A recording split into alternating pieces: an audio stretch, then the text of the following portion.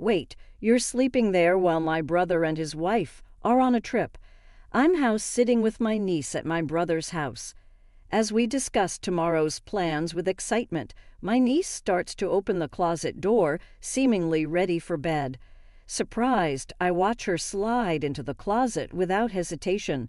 As I hurriedly grasp her arm, she looks up at me with a puzzled expression. I'm Lily. I am a 24-year-old housewife. I have a brother who is 5 years older than me. Having lost our parents, we've always been supportive of each other due to our close sibling bond. This hasn't changed even after we both got married. We still maintain a family-oriented relationship. While my husband's parents are nice, they live quite far away, a distance that requires a plane ride. Due to the long distance, something you'd typically need to fly to cover, it's not so easy to ask for his help. My brother and his wife had a shotgun wedding, but ever since his wife had a fallout with her parents, they've become estranged. Without any neighbors to turn to, we found comfort and ease in our mutually supportive relationship. Furthermore, both our families have been blessed with daughters. For years after my niece was born, my daughter Alice came along, and the girls grew up as close as real sisters. As time went by, my niece Emily was about to turn 10 when John told me about their upcoming 10th wedding anniversary trip. Would you mind looking after Emily while we're away? It's just an overnight trip nearby. We thought it would be nice to have some alone time as a couple. Seeing my brother happily blush as he spoke, I readily agreed with a hearty, "Sure, no problem." We roughly planned out the schedule, and when I asked when I should come to pick up Emily, my brother shook his head. Apparently, my brother was concerned about leaving the house unoccupied due to security reasons and wanted me to stay over instead. Although I teased him for being a worrywart, I eventually agreed to his request, leaving my own daughter, who was still uneasy about sleepovers, in the care of my husband. Days passed uneventfully until the day of their anniversary trip, and as planned, I went to stay at my brother's house. As Emily, looking a bit nervous, watched her parents leave, I took her hand to reassure her. Now it was just the two of us for the house sitting. Initially, I planned to bring my daughter along and just have my husband pick her up at bedtime. However, Emily was unusually adamant about not inviting her to the house, so I gave up on that plan. Of course, we had visited as a family before, but she must have had a reason for not wanting her here today. It's a shame we can't invite Alice over to play, but we really can't, Emily said with a hint of loneliness. Then how about we go to my house after breakfast tomorrow? I promised, which made her eyes light up. Having prepared some more challenging games and puzzles that even adults would enjoy in consideration of Emily, who usually played along with my daughter, I asked Emily what she'd like to play as we spread them out.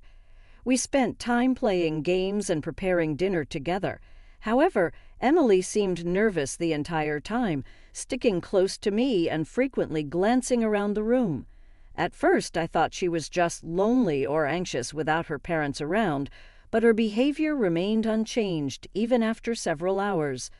When I asked if something was bothering her, but no matter how many times I asked, she just kept saying, "I'm fine, nothing's wrong," without telling me what was bothering her. Emily's behavior was as if she was on guard against something invisible.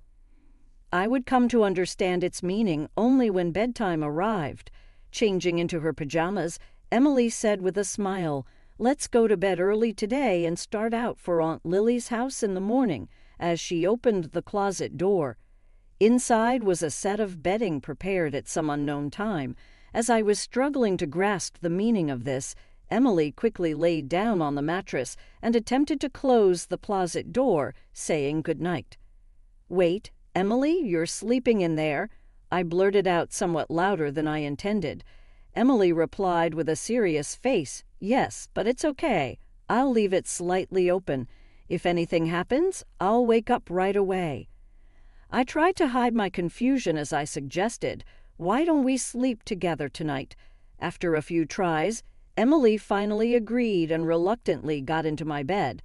She asked if it was okay to keep the bedding in the closet as her hiding spot, and even though it deepened the mystery for me, I naturally agreed. I then cheerfully asked, "Why do you need a hiding place?" After she made me promise not to laugh, she whispered her answer, "The monster is coming." If that were all there was to her story, I would have thought it endearing in the way children are. However, the story that followed was enough to make me believe in the existence of the monster. Emily shivered and clung to my arm. The monster is very scary and clever. That's why it only comes when Daddy is not here. Mommy says I can't leave the closet until she has driven the monster away. She always cries while she's driving it away. I tried to help her once, but it was too scary when it pounded on the closet door. Hugging the trembling Emily, I let out a sigh inside.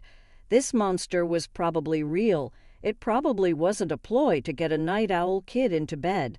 I was caught off guard by my sister-in-law's affair, and I didn't know what to do. If the monster was her lover, it wouldn't come to this house when she wasn't here. Still, Emily believes the monster comes on the days when her father isn't home.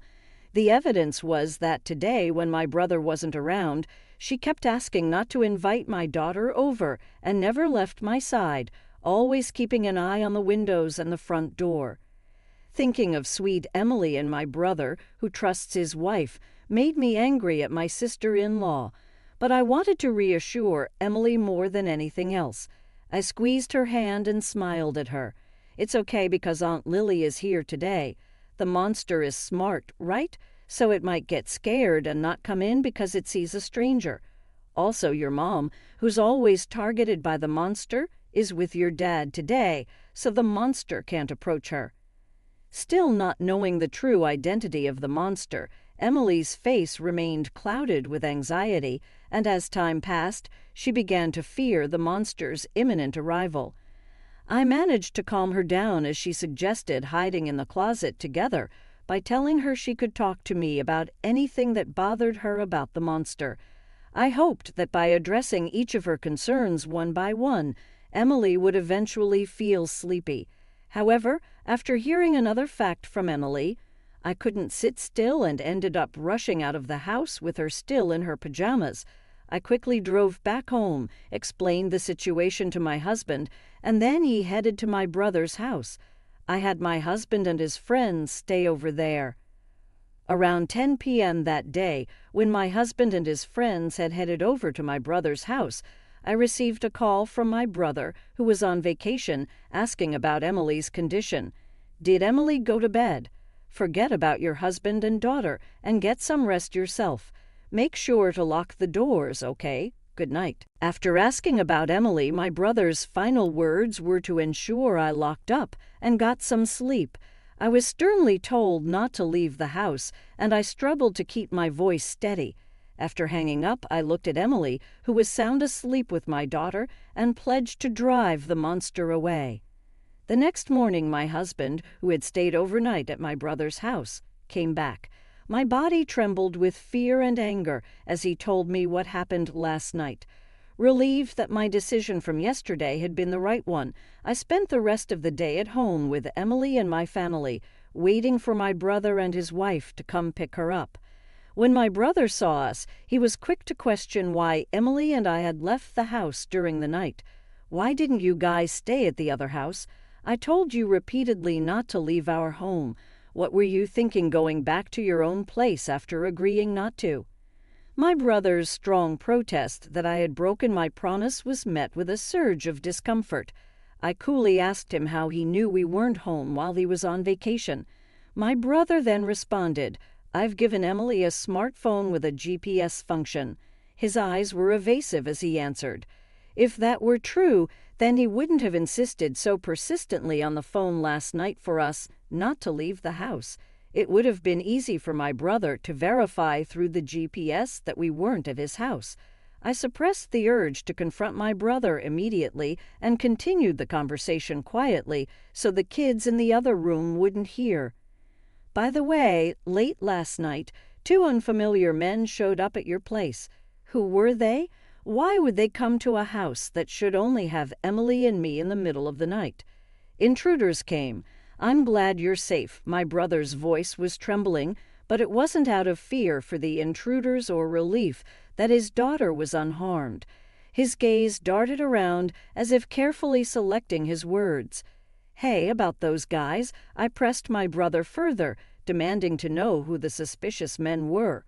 But my sister-in-law cut me off, perhaps to prevent more questioning. She loudly called Emily over, insisting they leave. As Emily, who had been playing in the other room, timidly showed her face, her mother forcefully took her hand. Suddenly, my brother also changed his demeanor, saying, "I'm not forgiving you for this, but we're leaving for today." He started pushing Emily towards the door. My brother and his wife forcefully tried to take Emily, who clearly did not want to leave, back home with them. "What? We're not done talking yet." I tried to stop them, but they just ignored me, not even bothering to look back. Emily, resisting her parents, reached out towards me. I quickly pulled her towards me, sheltering her behind my back. "Hey, what do you think you're doing?" My sister-in-law raised her voice in surprise, letting go of Emily's hand. But I kept Emily behind me, away from my brother and his wife. They spat aggressive words at us and rushed over, fueled by anger. My husband and I were determined not to let them take Emily and managed to force them out of the room. At the front door, waiting police officers swiftly apprehended my brother and his wife. The police tried to calm the disoriented couple, who were clearly not expecting this turn of events. Understanding their predicament, my brother argued, "If you don't give us back our daughter, then you should be the ones getting detained." My sister-in-law added, "They took our daughter from home and locked her up here. Please save Emily right away. You shouldn't be holding me back." "I won't run or hide, so let me go," my brother shouted. Emily and my daughter, who had noticed the commotion and come out, were talking behind me, looking surprised. My daughter innocently remarked, "She doesn't seem locked up at all." I'm not sure whether my brother heard her or not, but he turned to Emily and commanded her to come to him in a strong tone. Yet the severity of her father's demeanor scared her, and she refused to leave my side. My sister-in-law stood silently by the police officer, just watching my brother, not even trying to call Emily over. My brother, irate that things weren't going his way, was yelling in the entrance, completely restrained by the police officer. Seeing this, my husband pushed his smartphone in front of my brother's face. Noticing this, I told Emily and my daughter to wait once more in the other room and shut the door so they wouldn't hear the audio. After confirming this, my husband started playing a video he had recorded at my brother's house the night before without uttering a word. Upon seeing it, the faces of my brother and his wife immediately turned pale. The video started with a key slowly turning in the lock of the house. It seemed they'd used a spare key. Two men quietly entered the room, appearing in high spirits, greeted each other, mentioning my brother's name, didn't know we had company. "Hey, how much did you pay?" One of them smirked, looking over at my husband and his friends. When my husband's friend gave a vague response, avoiding the question, one of the men boasted that because they were good friends with my brother and his wife, they got an even bigger discount, even going as far as mentioning a specific amount. They continued, "We're lucky we get to play with the kids today." The profile of the man who laughed was so grotesque, it would be an insult to demons to call him one. I couldn't see the screen, but the audio alone was enough to make my skin crawl.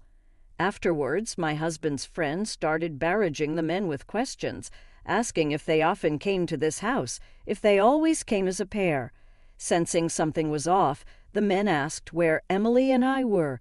Seeing my husband's enraged expression as he responded, "They're not here," it seemed they finally realized the gravity of the situation. Realizing they weren't among friends here, the men quickly fled. Until the very end, they were either unaware of my husband's recording or deliberately didn't mention it. My brother, supposed to be their close acquaintance, seemed to have discovered the existence of the video for the first time and was shaking. My brother, now deathly pale, frantically stated, "I didn't know anything. I've been framed." I had thought until watching this video that my brother was uninvolved and that my sister-in-law was the mastermind behind everything. However, the video contained clear evidence of my brother offering up Emily and me. His ignorance won't convince anyone. My brother was taken away by the police, and my sister-in-law feigned ignorance of the situation. But the police officer, who had already heard Emily's testimony, asked her to accompany him because he had many questions to ask her. Thus, they ended up in custody together. At a later date, the police interrogated my brother and his wife, who ended up confessing everything and were subsequently arrested. It turns out my sister-in-law would lure men into their home on the nights my brother worked late shifts and receive money from them. Realizing there was a demand for children among certain groups, she carefully exploited Emily in a way that wouldn't run afoul of the law. Emily, who knew nothing and was trying to help her bullied mother, was photographed posing as she was told. The pictures were merely innocent photos of a child, yet my sister-in-law would go out of her way to take these simple photos with a disposable camera, develop them, and show them to her customers, inducing a bidding war as though at an auction. What's more, she only lent out the photos, she never sold them. As despicable as this was, it should have had nothing to do with my husband and me. When my brother became aware of his wife's business, he didn't scold her or protect his daughter. Instead, unbelievably, he started gathering men to become customers. More staff meant more revenue. With such a simple mindset, my brother decided to involve me in the business. Of course, I would never agree to it if he simply asked me. So my brother thought to force me to work and continued to threaten me by taking photos of the scene. And so they carefully chose a day when the neighbors wouldn't be around and locked Emily and me in their house. They exchanged the spare key to their home for a large sum of money and went out of town for an overnight trip just to prove they weren't involved. What my brother and his wife didn't expect was that Emily, who had always obeyed my sister-in-law without question, regretted telling me about the monsters to protect me. Emily didn't understand most of what was happening in the house, but she did understand that the monsters were targeting them. By telling me, she brought the hellish situation at my brother's house to light. That night when I learned about Emily's predicament, I asked my husband to capture the image of these so-called monsters. They carelessly leaked a lot of information, so the police acted promptly when we reported it. We also reported it to Child Protective Services, making sure to protect Emily. When we told the police officer about my brother and his wife coming to our house, they were able to secure Emily from them. My brother and his wife were arrested on serious charges, such as child welfare law violations and violations of laws preventing child exploitation. Despite being first-time offenders, they could not avoid imprisonment. The photos of a child they had been taking over several years were considered highly malicious. Once an image is leaked on the internet, it can never be erased. I was shocked when the police told me this, but fortunately my sister-in-law had not digitized or sold Emily's photos, and they were securely stored, preventing any leakage. I don't understand how my brother, who had been kind and reliable to me, could have become such a terrible person. We had been helping each other out as usual until then. The fact that I didn't notice this distortion scares me. Anyway, I want them to face what they've done. Following the arrest of my brother and his wife, the so-called monsters were also brought in for questioning by the police.